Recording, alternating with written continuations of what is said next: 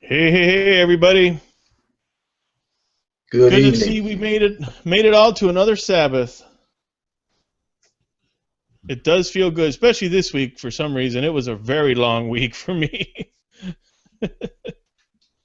So, tonight we're going to discuss is the law done away and the fulfilling of the law.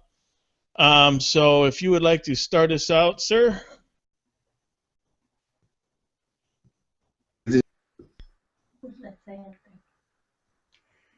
Your network connection experiencing some difficulties. Ken, I We're can't on. see you. I can't see You're you. fine. You Okay. can't see me? I have Cannot no see you. I can hear you though. Tell you Well, what. then you don't need to see me. Why don't I start with my this is a poetic joke. So think poetic. All you young guys especially. My forgetter is getting better, but my rememberer is broke. To you that may seem funny, but to me it's no joke. But when I'm here, I'm wondering if I really should be there. And when I try to think it through, I haven't got a prayer. Oftentimes I walk into a room, say, what am I here for? I rack my brain, but all in vain. 0 is my score. At times I put something away where it is safe, but gee, the person it's safest from is generally me. When shopping, I may see someone and say hi and have a chat. Then when the person walks away, I ask myself, who was that? Yes, my forgetter is getting better while my rememberer is broke. And it's driving me plumb crazy, and that isn't any joke.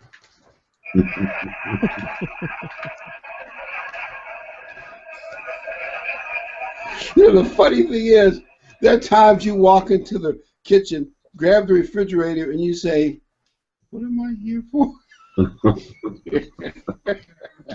Well, there's a long kind of strung out thing where you walk into the kitchen and you forgot why you're in there, but you remember something else, and it goes through a whole long process. You end up you didn't get anything done, but you were busy all day because you kept getting sidetracked and forgetting stuff, remembering stuff. I've seen that floating around the internet a few times. Let me just tell one short joke from the land down under, an Aussie joke. They have great pubs and bars there. A man walks into a bar with a slab of asphalt under his arm, and he says to the bartender, beer please, and one for the road.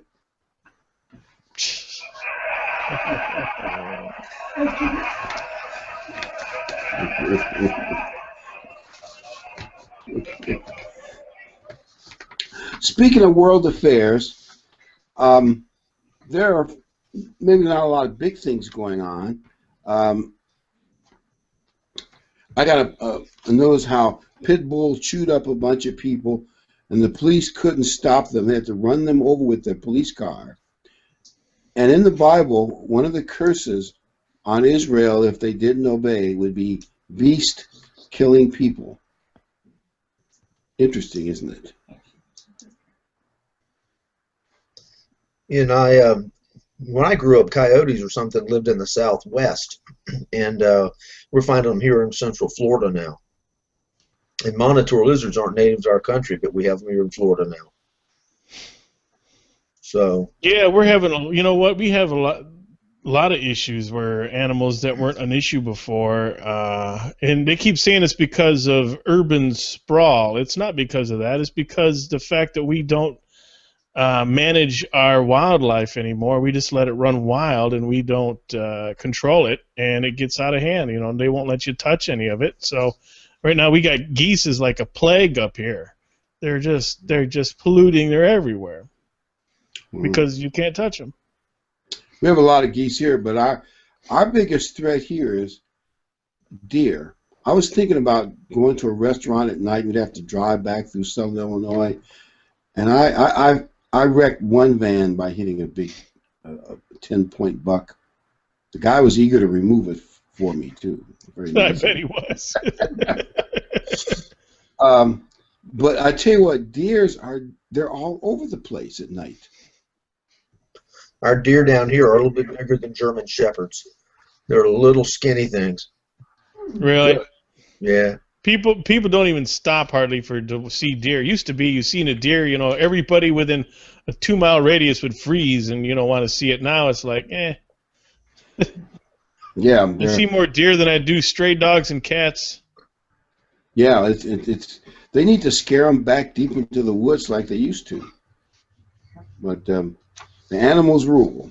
One thing that they've been pushing global warming a lot in the media.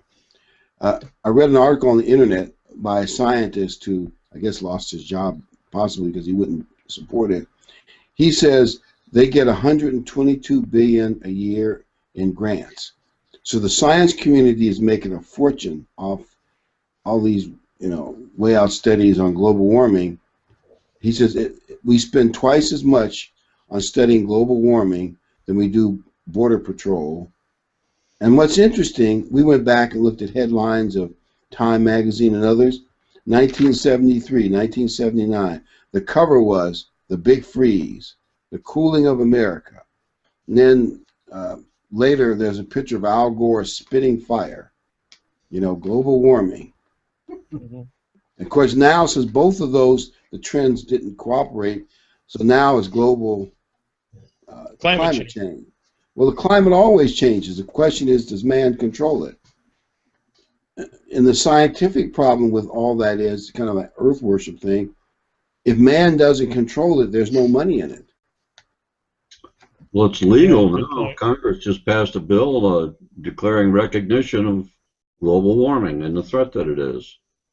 Yeah, you know what? The thought that Congress has to pass a bill to make it's just a declaration. They're saying, well, we believe the science. What's Congress got? They got no business doing that. Actually, they didn't present any evidence. They just said it. Mm-hmm. Yeah, the scientists they claim that this was last year was the warmest year on record. Except they said, well, the error percentage is 0.001%. They're saying there's a 0.001% change in temperature, or 1 degree, 0.001 degree change in temperature, but there's a 0.01 error rate. So the error rate is 100 times greater than the increase they say there was in the temperature. So it's worthless. I mean, if your error rate is larger than your change in your data, then you have no data. Nobody would accept that percentage for anything else. That more fresh. No. By the way, part of the problem is they didn't use satellites to measure the temperature. With satellite measurements, you get a more accurate measurement. What they used were thermometers in different places, and they're not uniformly spread out. They use any stat that will tell them what they want to hear. Thermometers don't give them, I mean, the ones in satellite don't give them what they want. But also that congressional thing, it was a congressional trap set by one party. It's meaningless. It's non-binding, but they stuck it on the bill. They knew the other party wanted it. And all it says is that there is global warming, climate change. But it didn't actually say it was man-made. The media is pulling it out of context. And everybody agrees there's climate change, but the question is, people don't control it. You know, the climate has hot swings, cold swings. You can actually go back in history. There's ice ages. Anyway, you can go back long before there's any manufacturing, any cars, and you can see big colder and hot periods. They probably used deflated thermometers like Tom Brady's football. You know, there's a core sample they pulled. I forget. There's a specific core sample has a name. People cite it as proof that there is no global warming, but they don't want to talk about that core sample when they discuss all this mess. Yeah, there's a lot of data that's been tampered with. When you have that much money waving in front of scientists, and they know which side their bread is buttered on, we'll do another study for you. We'll study how frogs are suffering from global warming or whatever they. Well, they'll tell you the moon is made out of green cheese if there's enough money behind it. Yeah, but you all should have seen that picture of Al Gore spitting fire in the magazine. Oh, that was precious. You know, I watched a video of Carl Sagan. He said that being a scientist is not just a degree, it's a way of thinking. And his fear was that somebody would get into D.C. with a pseudoscience, a politician with pseudoscience, which means he's not going to understand the science like a scientist would understand it, and thus put the boot on the neck of the middle-class people in the country through taxation and other things based upon pseudoscience. I thought that was interesting because he said that back in the, I think, 80s. Really, coming from a socialist, that was pretty interesting. Yeah. Just one more thing. A lot of people, they say, well, a majority of science vote to support it. One is when you put money in the equation, that perverts their judgment. But science has never been a popularity contest. It's always been the scientists majority were wrong until someone discovered bacteria or discovered, how life, they used to think meat flies spontaneously came out of meat. I'm not kidding you. Science had weird ideas. You go back far enough. There's a time when they didn't know about bacteria in milk and all kinds of things. And then some scientists discovered it, and others replicated his study. And in other words, prior to that, the majority were wrong until there was a breakthrough. That's how science works. It's not a popularity contest. That's politics. And unfortunately, people and reporters don't know that. Well, if the majority of scientists say it's man-made, then it has to be right. Nope. They've been wrong so many times that, for instance, let's use the weather. There was a time when they thought they understood the weather, and they had no idea the jet stream. They hadn't, put balloons that high in the atmosphere. They didn't know the most important factor because they just didn't know it until somebody discovered it. Then they reanalyzed the weather and said, oops, now we understand. And I'm not saying there aren't still other factors they don't yet know, but you see what I mean? That was World War II. Until that point. Yeah, the Japanese knew about the jet stream in World War II. We didn't. There was a meeting of doctors and lawyers, and the doctors got up and talked about how much science they had and how they had cured diseases and came up with whatever. And then this lawyer got up and said, our founding fathers were also lawyers, and they wrote the greatest documents the world's ever seen. And while they were doing that, you were putting leeches on people's butts to cure the common cold.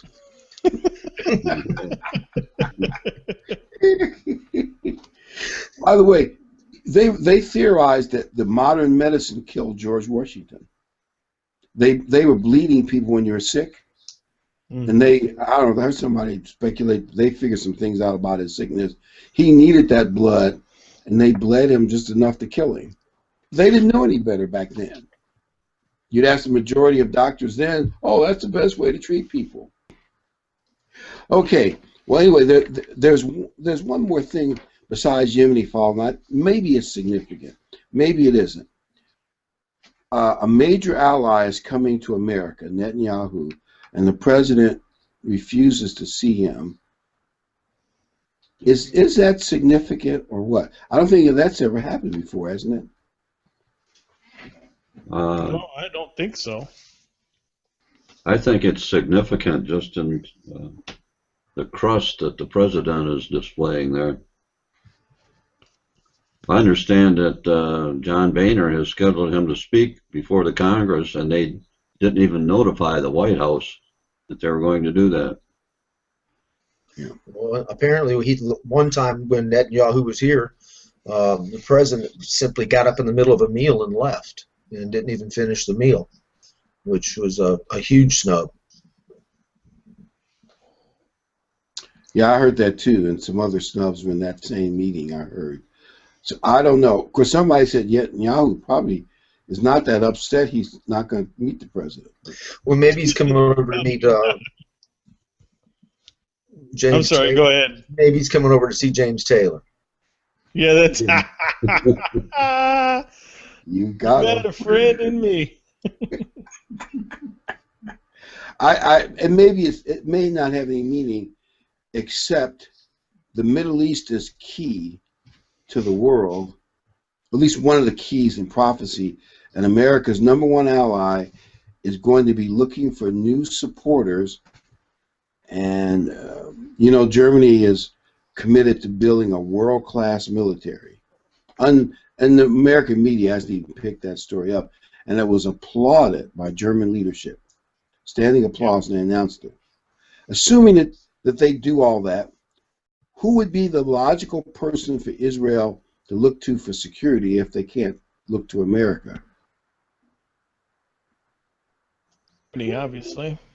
Yeah. Is there irony in all of that, or does anybody see the irony but me? This whole administration, yeah. the entire administration's the king's new clothes. You know that story when you were a kid about the king's new clothes, and things they're doing is just outside looking at it, it's ridiculous. It doesn't make any sense. It is pretty bizarre watching what's going on in the world. And our wonderful Secretary of State, Tom Kerry, we watched the thing online. John Kerry.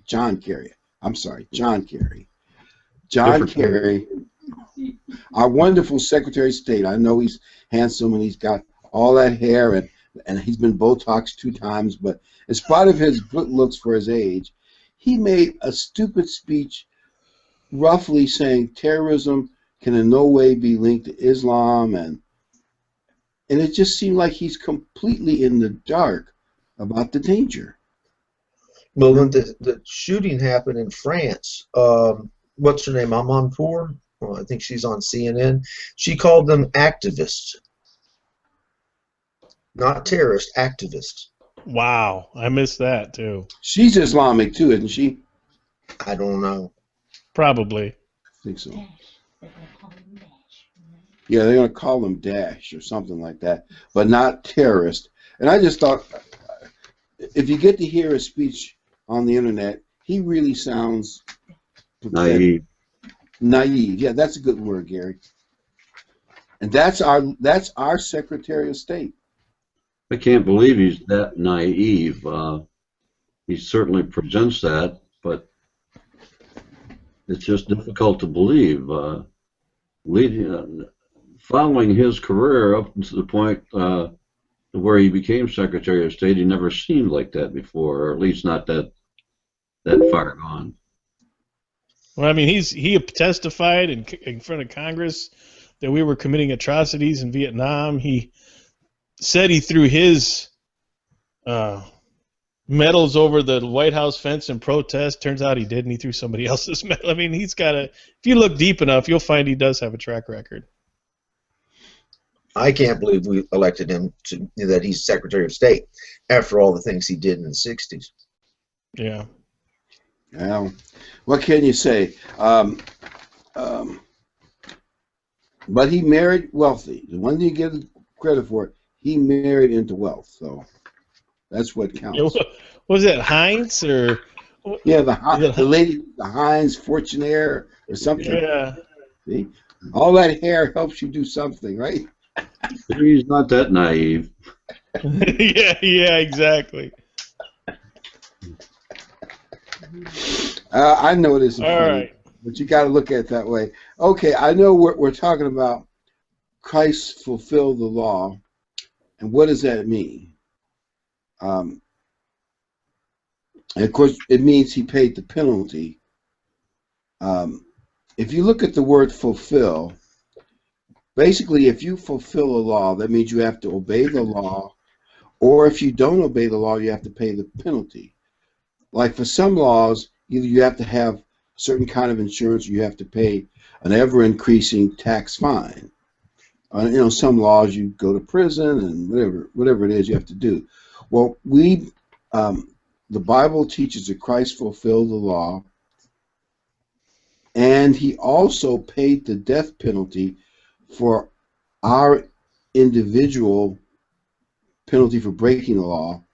And you know, all of us know, if you go to Romans 7, Paul, the great man, said, "O wretched man that I am."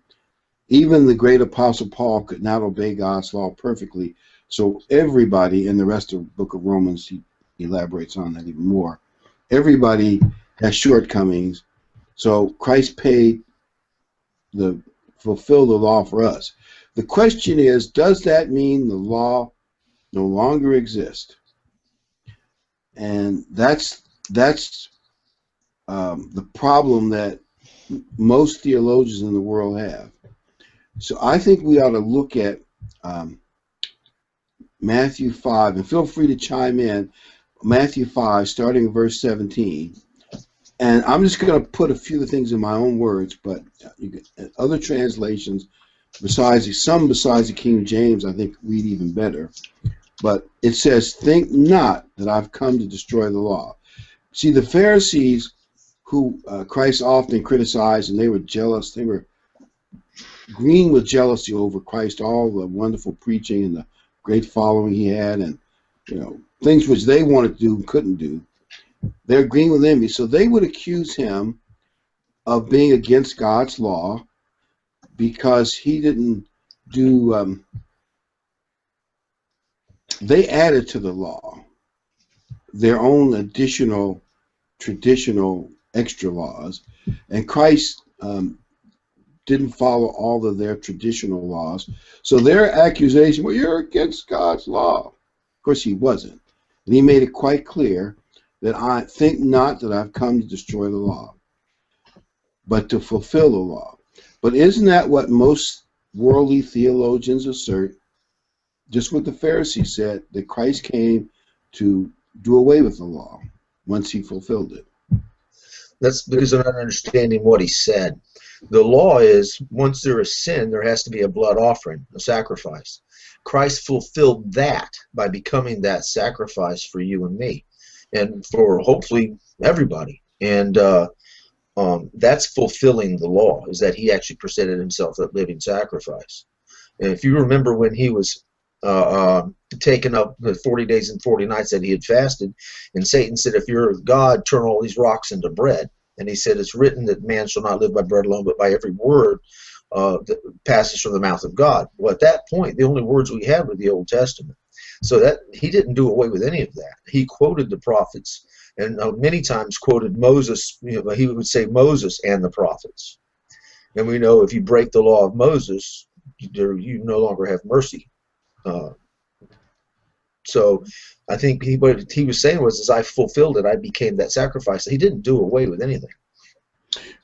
As a matter of fact, I think when he was talking to Satan, we believe he also quoted Deuteronomy 4:4, and what that verse says, do not add or take away from the law, because the devil was trying to trick him.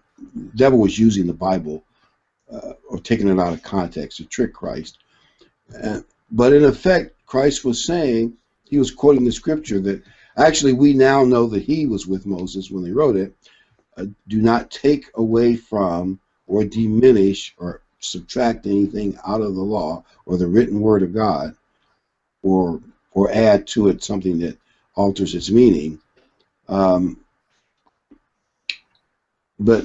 through convoluted arguments, which are very convoluted and clever, worldly theologians say, well, when Christ fulfilled the law, he ended the law, and the law is now gone. And but if you look at the next verse, verse 18, Christ says, not the smallest thing in the law, which includes a dot or a tittle, that's like a little apostrophe. These little dots or apostrophe in the written document, that's what we call the smallest. Christ said, not even the smallest jot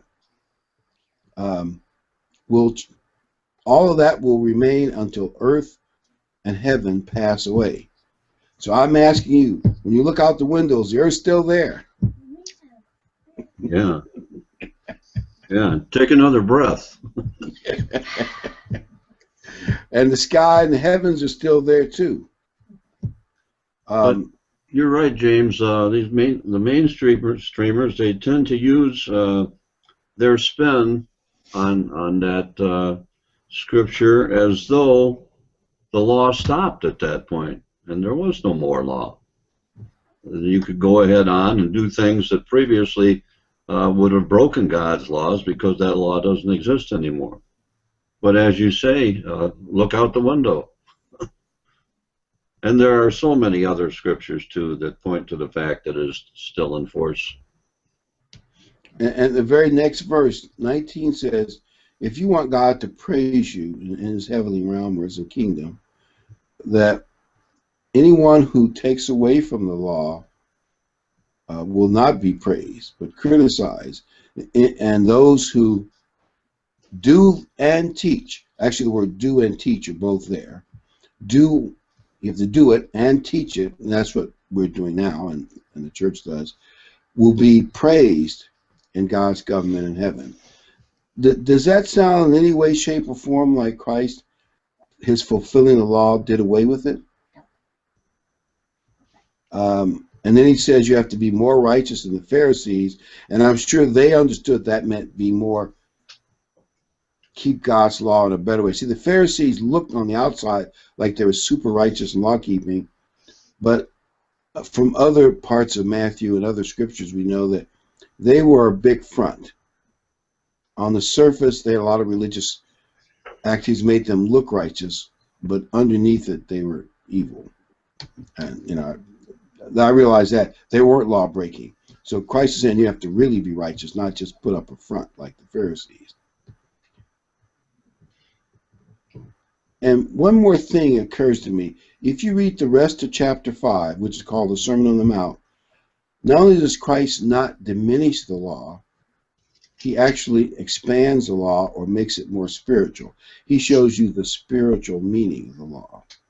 Like, you can't, he says you shouldn't get angry and hate your brother. And he actually eventually goes as far as saying you have to love your enemy. I mean, you know, that's one of the most profound things in religion you'll ever find. There are religions that tell you to get revenge, kill the person that doesn't belong to your religion, go get them. But Christ says to love your enemy. Right. In fact, he said when you pray for them, it's like heaping hot coals on their head. Yeah. It's like if you remember when in Acts 7 and Stephen was martyred, at the very end of it he says, Lord, do not hold them accountable for this sin, for they know not what they do.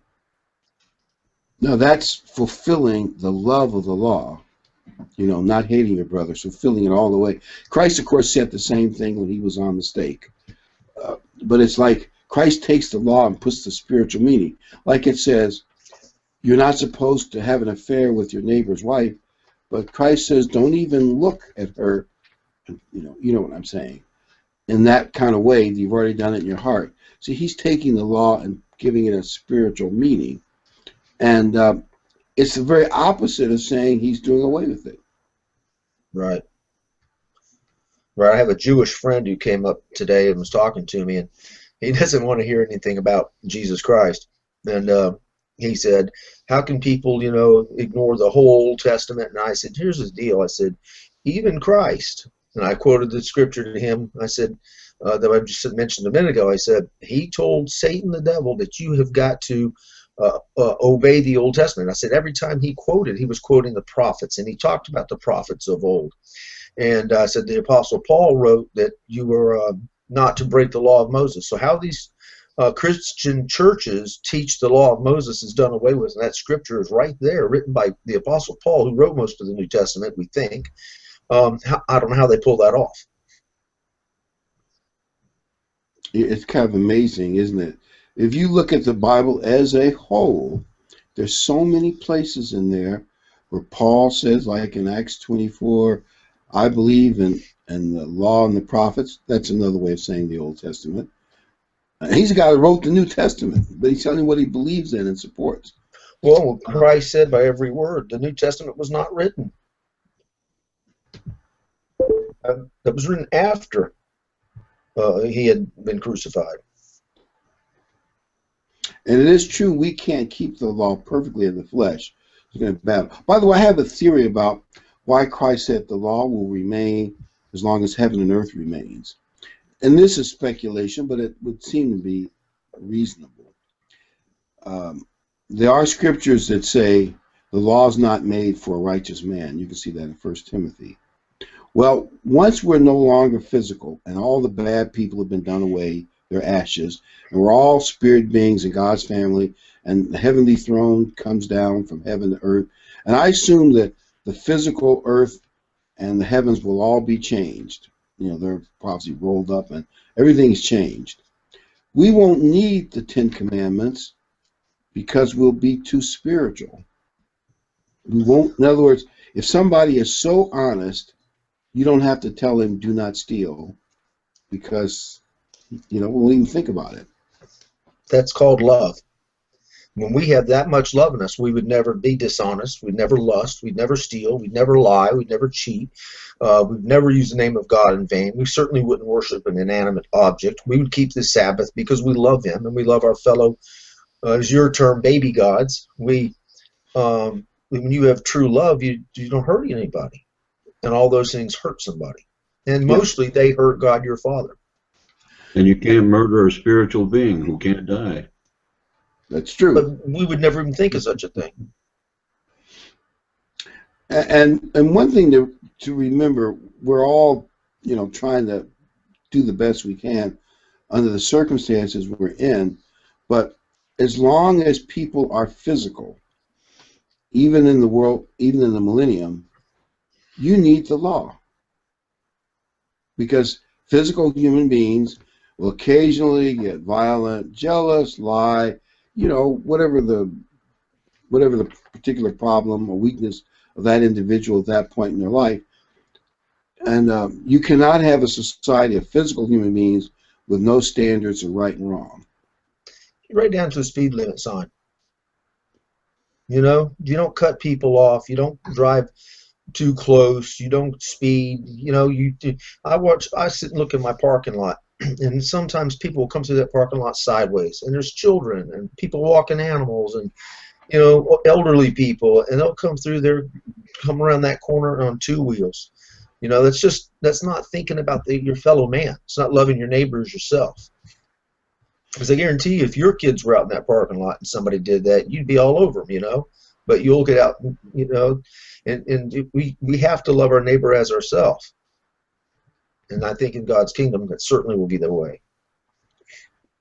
That's so true.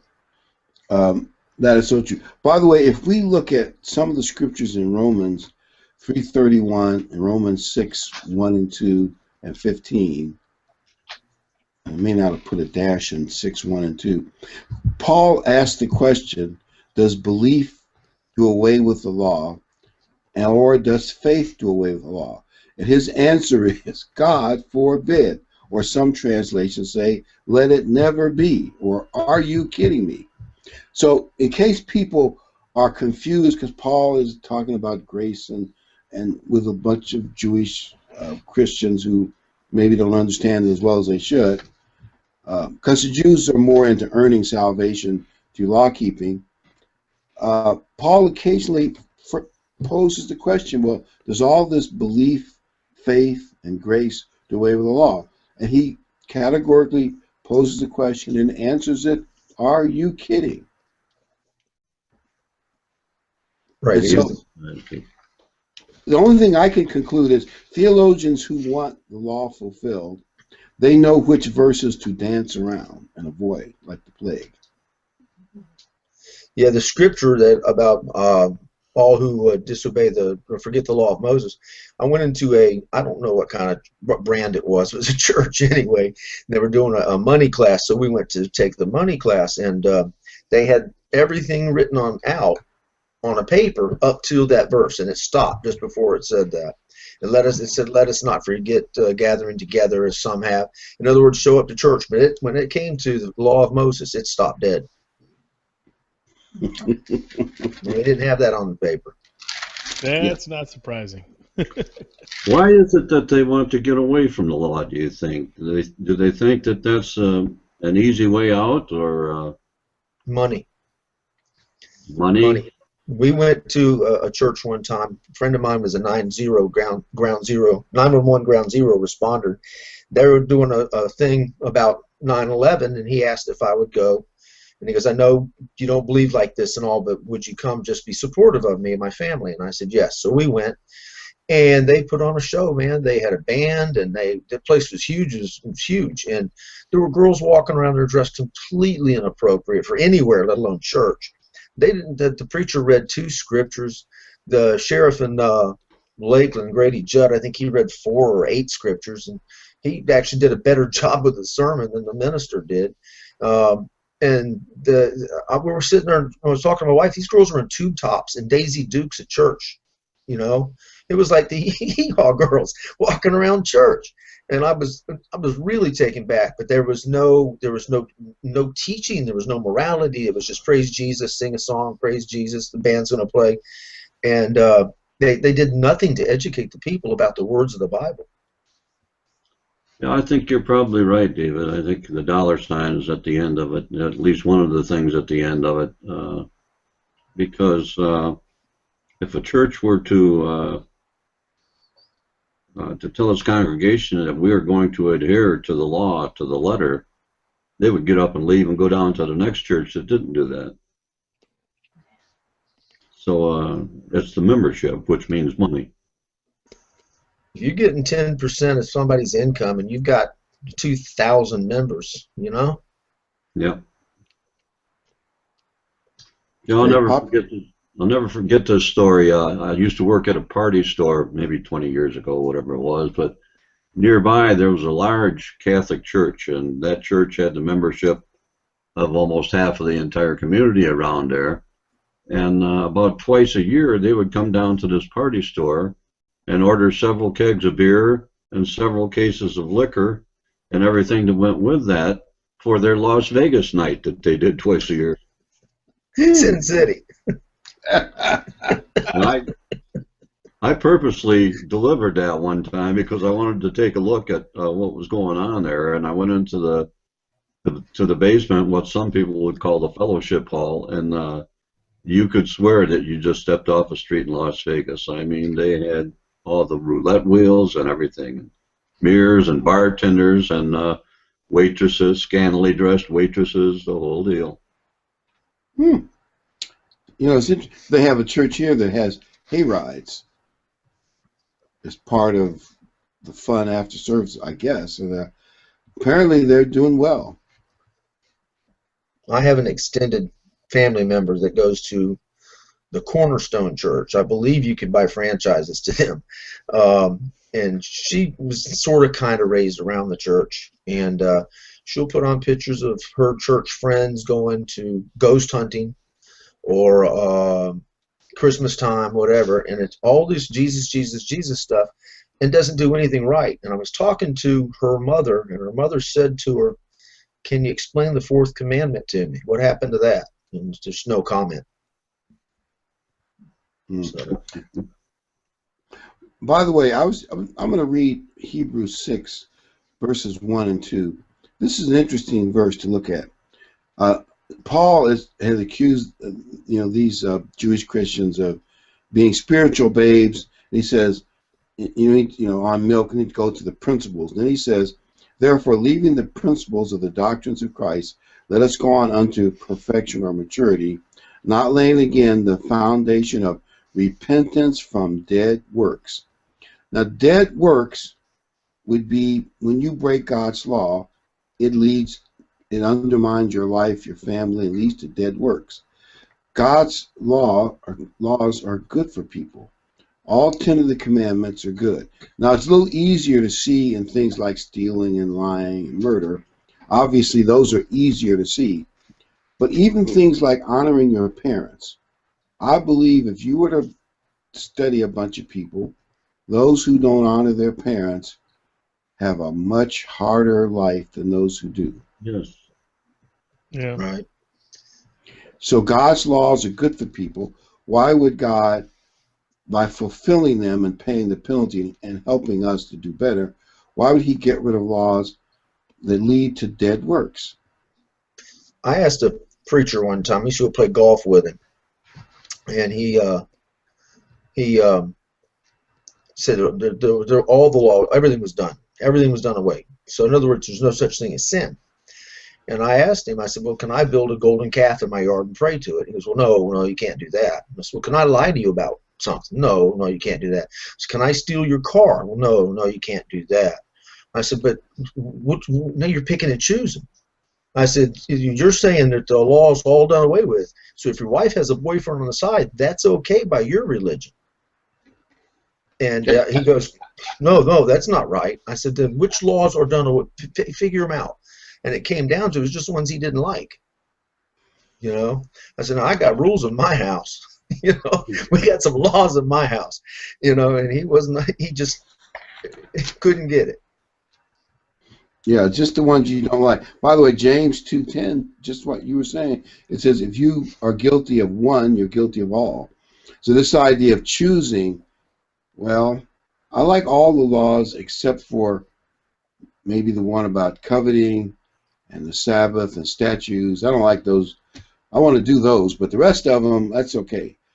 Well, you know, how would you like to go to the state's attorney in your county and say, some of the laws of this state we're going to break because we don't agree with them? See how they take that, right? Right. I had a fellow a couple of weeks ago who goes into my class, and he's telling this other guy, and he's kind of loud. He said, oh, I cleaned 2 hogs last night. And I said, that can't be done. He just looked at me for a minute and then kind of shrugged his shoulders. He knew what I was talking about. God said it's dirty, but you're going to clean it. Okay. You know, I think it just goes back to that whole thing that there's a whole lot of people out there who want the Lord to love them, and they want to love the Lord, but they want to write their own Bible. Yes. They know what they want, and they want what they want, and they don't want what they don't want. And like you were saying, Dave, love is fulfillment of the law. And you realize when you get to Hebrews 8:10 and 8:10 and well, let's see, 10:16, God's going to put His law in our hearts. That's the opposite of abolishing the law. You're putting the law in the hearts of new covenant Christians. And Jeremiah 31:31 says the same thing. And Romans 8:4 agrees, says the law is fulfilled in us, getting it inside of us. So God's, conversion actually does the opposite of getting rid of the law. He puts it in our hearts. Let's see. I was thinking, Ken, maybe we should mention what we have on tap for next week. And then I'd like to get away with telling one more little short joke. All right. So on tap, well, go right ahead. We have down here the Jerusalem Conference, Acts 15. And I just think it'd be nice, line upon line, if we help people understand that better, because I think they're all very similar to each other in some ways, all these topics. But I think the world doesn't understand Acts 15. And the gospel going to Gentiles. Yep. That's for the 31st. Acts 15, Acts 10:28. Yeah. And whatever else we could think of. Now, could I get away with telling one more corny joke? Go right ahead. Before we go off the air. This one's called I Don't Want to Go. It's Thanksgiving Day was approaching, and the family had received this beautiful Thanksgiving card with a big painting of a Pilgrim's family on their way through the snow in New England to church. And Grandma showed the card to all her small grandchildren, saying, see, the Pilgrim children are so happy. They want to go to church with their mother and father. Why don't you all want to go to church? And the little grandson replied, oh, yeah? So why is their dad carrying that rifle?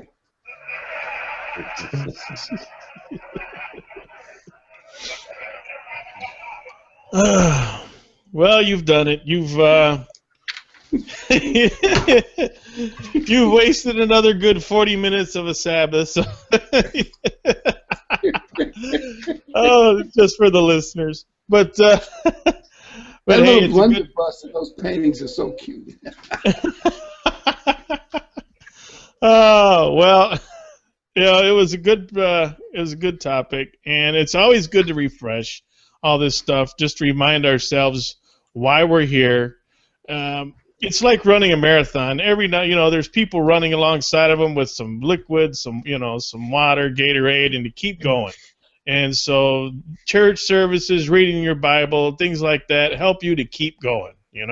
Even if it's rehashing things that you've learned, it's good to remind yourself of why you're here. So, what's that? You should always go back to the basics and reinforce from time to time. There's nothing wrong with that, because if you get too far away from it, sometimes you might lose sight. I've seen it happen time and time again with some of the strongest people, I thought were anyway, the strongest people in the church. So, Me too. Yep. So we thank you all for watching. We appreciate it. Don't forget to visit our page if you want to steer someone towards the program or want to bookmark a way to always get back here. It's lulicg.org. Make sure you get to. You might want to bookmark that. And if you're not a member of Google, if you don't have a Google account or a Google Plus account, it's a good idea, because you can make comments. It's easy for me to see what you write and interact with us. You can like the program. If you want to subscribe to us on our YouTube channel, we'd appreciate that too. If that would get our subscriptions up. And then we just want to thank you all for spending 40-50 minutes of your Sabbath with us every week, and we appreciate it. One comment. Go ahead. One final comment. By the way, you all can go to ICGarea4.com website. A lot of interesting things on there that also relate to the podcast. But also, if you have some great jokes that you wish to share, you can send them to Ken or to me, and we maybe can use them on the air, or questions. Maybe we can answer it on the air or answer the email directly. But some questions or jokes, I'm desperate for good material. You see how corny this stuff is. Yes, yeah. I think they know. So Ray, I know you're listening, Ray. Send us a joke. Send us some jokes. So yeah. So, and also, if you go to Intercontinental Church, Intercontinental, I can't even speak tonight, intercontinentalcog.org, you can find all the church information there, and that's a good place to go get live sermons. And I also see the ICG Area 4 uploaded some new content this week. When you do sign into you subscribe to a channel on YouTube, when there's an upload, you get a notification, so you'll know. So tomorrow morning, I'll be eating my oatmeal and watching something new on your ICG Area 4 channel. So. And thank you, Bill and Carolyn Birch. Yep. All right. Good night, everybody. Good night. Good night.